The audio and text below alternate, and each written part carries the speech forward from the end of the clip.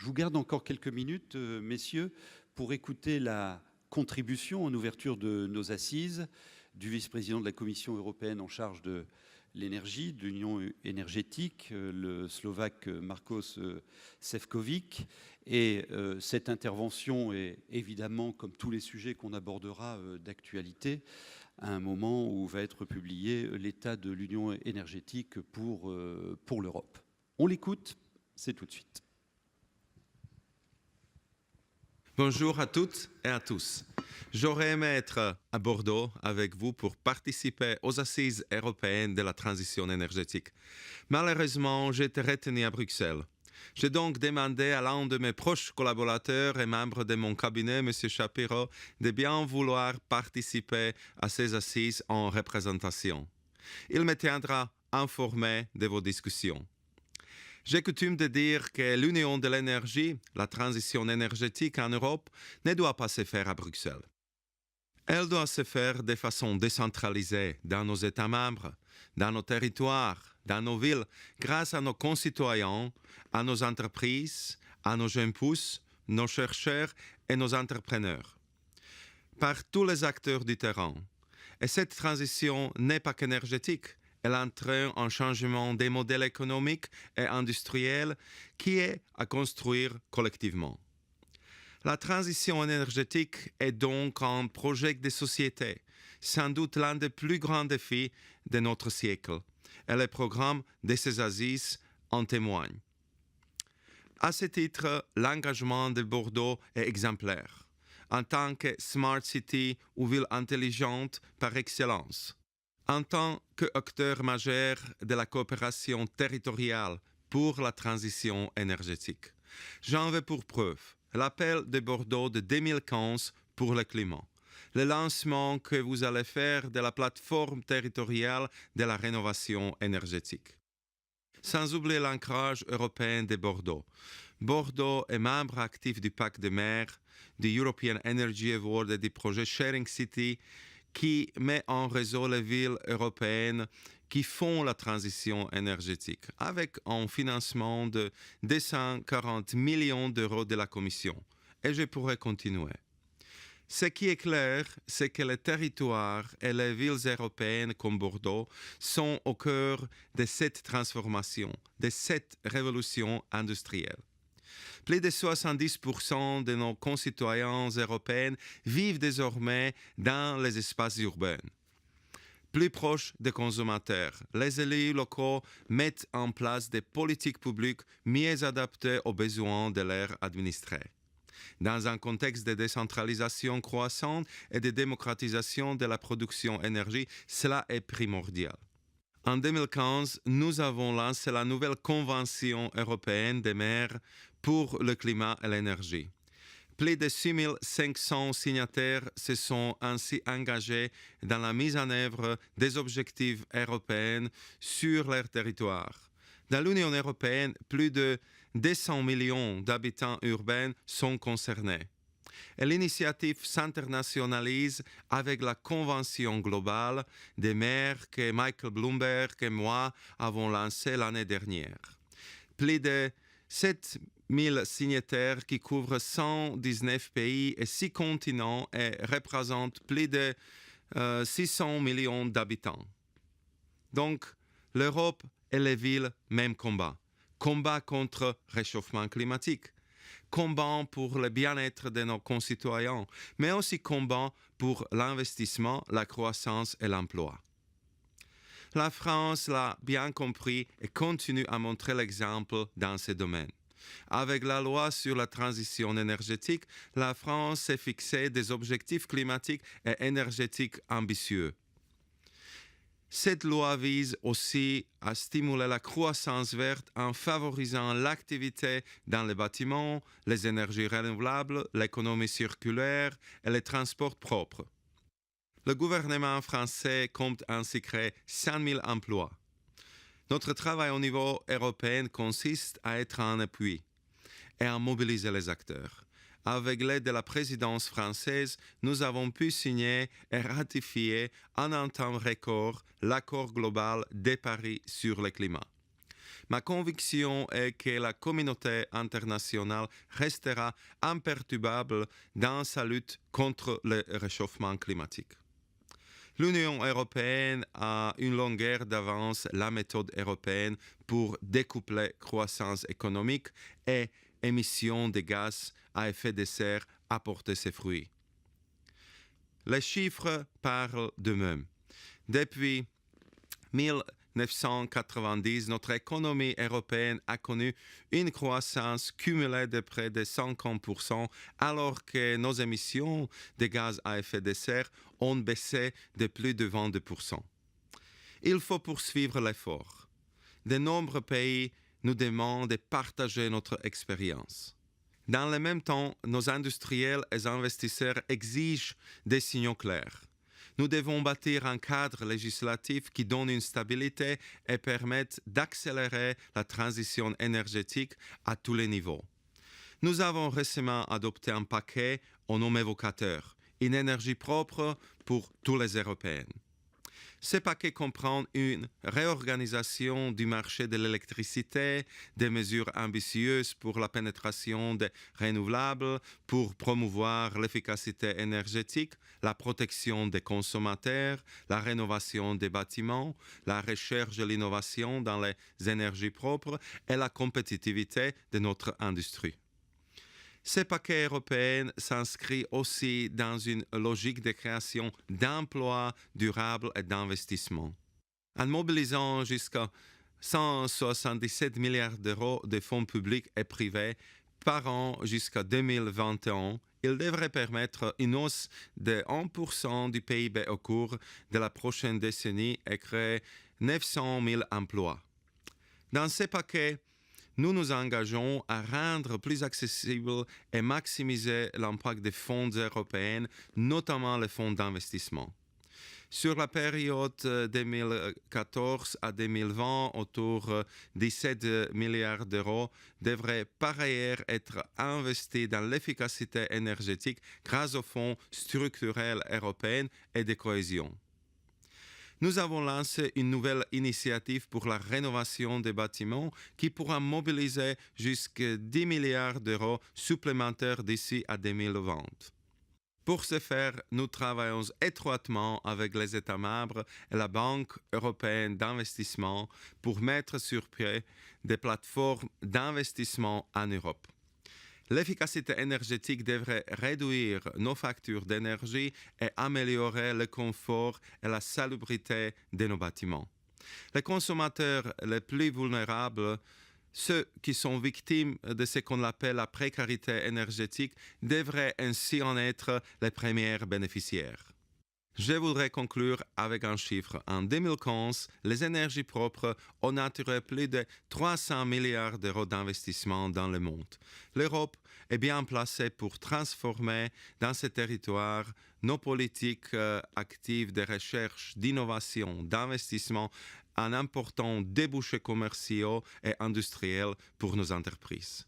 Mais cela ne peut se faire qu'avec le concours de tous, sans exception, les concours de toutes celles et ceux qui ont répondu présent à l'appel de Bordeaux en 2015 et qui sont là aujourd'hui pour les assises européennes de la transition énergétique. Je vous souhaite une très bonne conférence.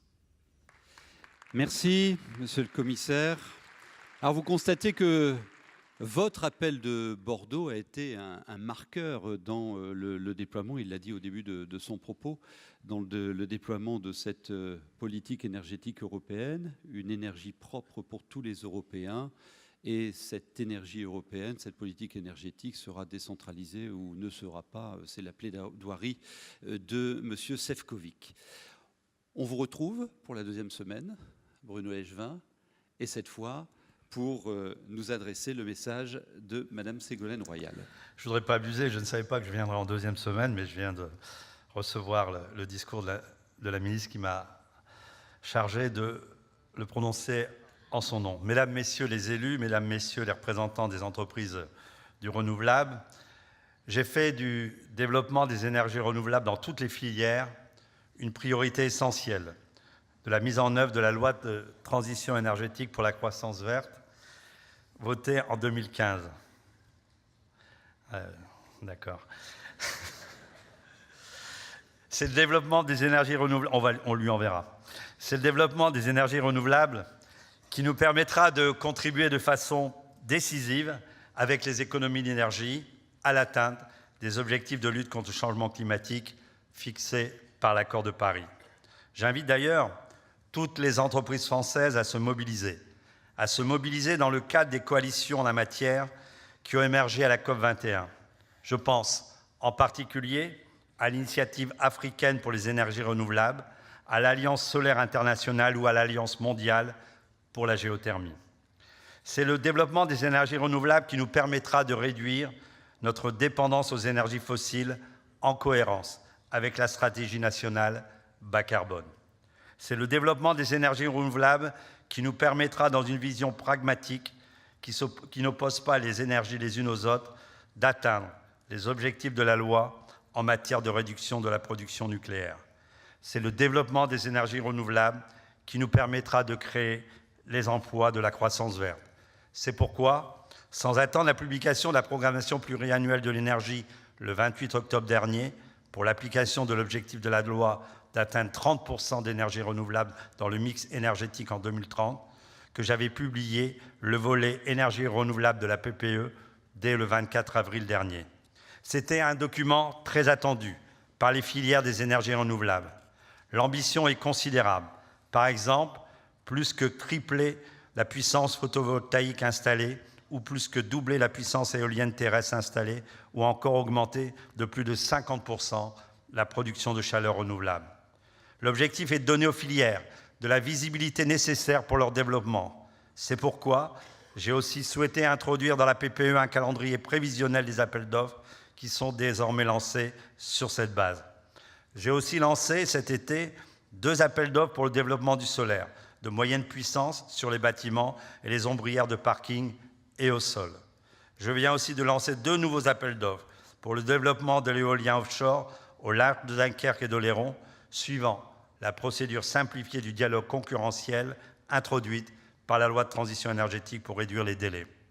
Les zones non interconnectées sont des territoires pionniers et forts de nombreux atouts pour le développement des énergies renouvelables. Ils ne doivent pas en être en reste. En Corse, j'ai lancé un nouvel appel d'offres pour le développement du photovoltaïque avec stockage et un appel d'offres sur l'autoconsommation complémentaire de celui que j'avais déjà lancé sur le continent. Pour chacun d'eux, une partie du volume qui fait l'objet d'un allotissement territorial permettant à chaque zone d'atteindre les objectifs prévus dans sa PPE.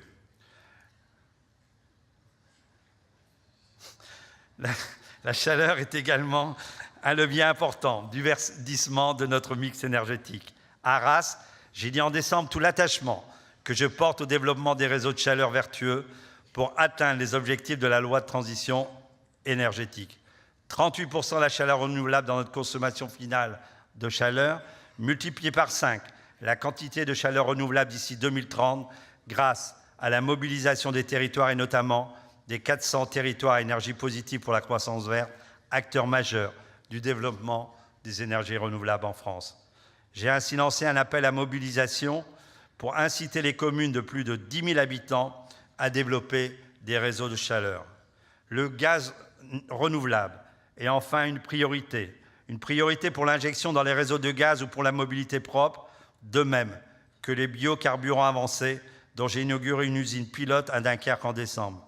La PPE prévoit ainsi l'objectif de 8 TWh de biométhane injecté dans les réseaux en 2023 et une ordonnance a été prise en avril pour permettre des appels d'offres afin d'atteindre ces objectifs. Pour conforter cette visibilité, la stabilité du cadre réglementaire et le maintien des dispositifs de soutien aux énergies renouvelables sont indispensables.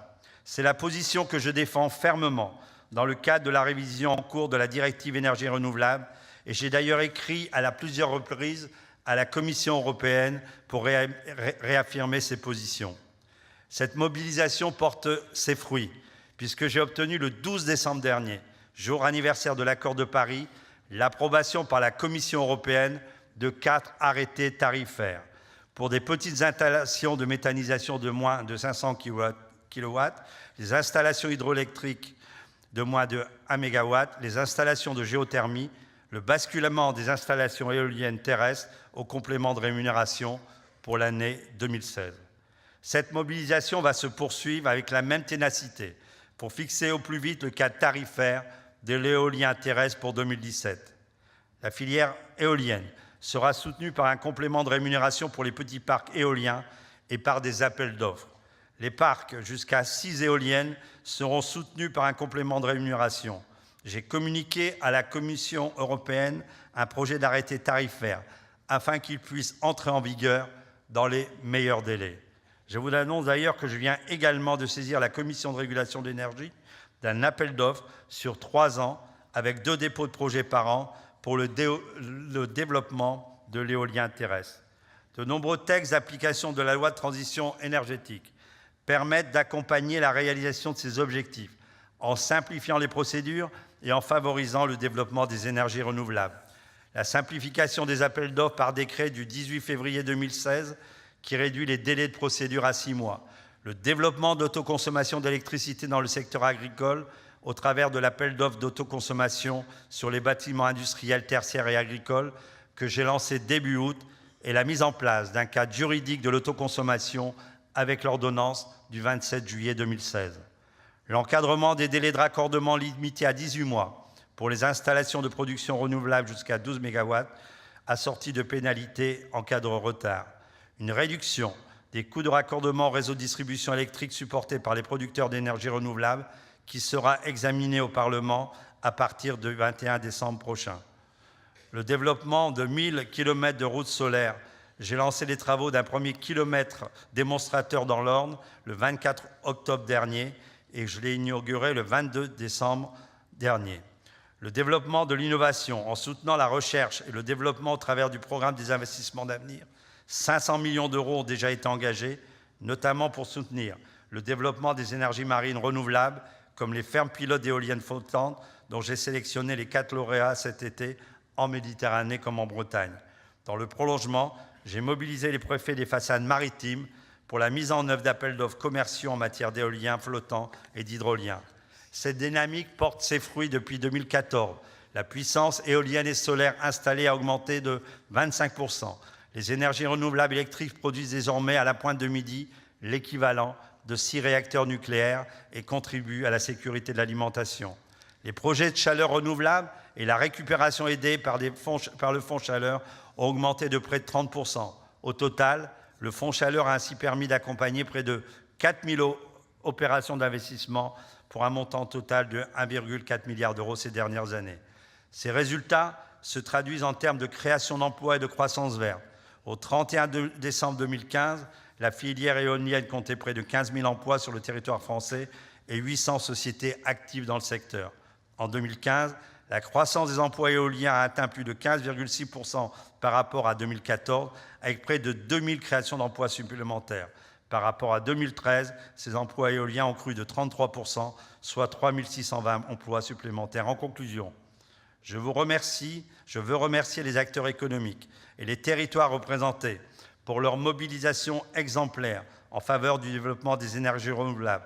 Vous êtes le fer de lance de la transition énergétique, de la croissance verte et de la mise en œuvre de l'accord de Paris sur le climat. Je veux vous assurer de toute ma détermination à défendre les territoires et les filières d'énergie renouvelable et le droit des États à piloter leur mix énergétique pour consolider, accélérer et réussir cette dynamique. Et je vous adresse à tous mes meilleurs vœux pour une année 2017 à la pointe de la transition énergétique et de la croissance verte. Merci. Merci, messieurs. Merci, monsieur le Premier ministre, monsieur le Président. Je vous invite à rejoindre la salle.